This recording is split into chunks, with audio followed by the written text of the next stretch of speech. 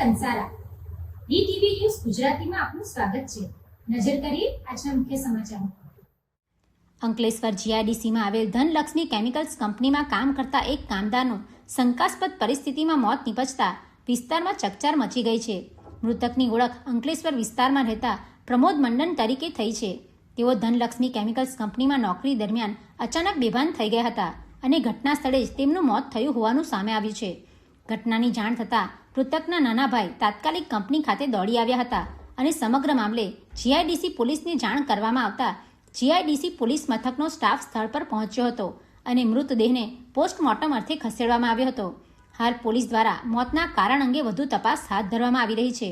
બીજી તરફ મૃતકના પરિવારજનોએ આ ઘટનામાં ન્યાયની માંગ સાથે 30 લાખ રૂપિયાનું વળતર માંગ્યું છે।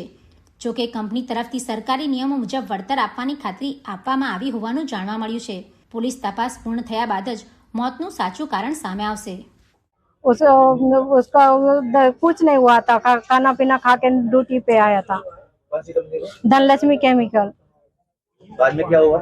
बाद में कुछ नहीं हुआ, फोन किया था तो उसने फोन नहीं उठाया। मेरे को फोन किया था तो मैं की कंपनी पहुंच गया अच्छे तरह से।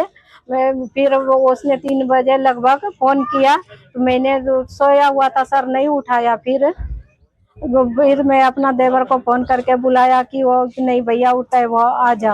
तो वो गया तो देखने के लिए तो नहीं हिल रहा था, तो मैं गए तो आ गए। अभी आपकी मांग क्या है? मेरा मांग है कि 30 लाख रुपया दे।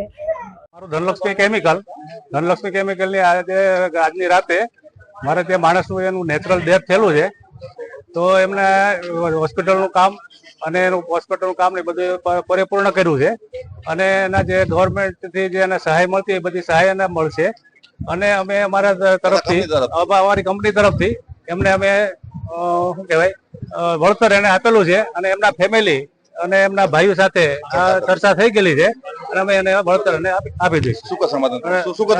સુખદ રીતે અમે આપી દઈશું। Pintu Modi, DTV news, Ankleshwar.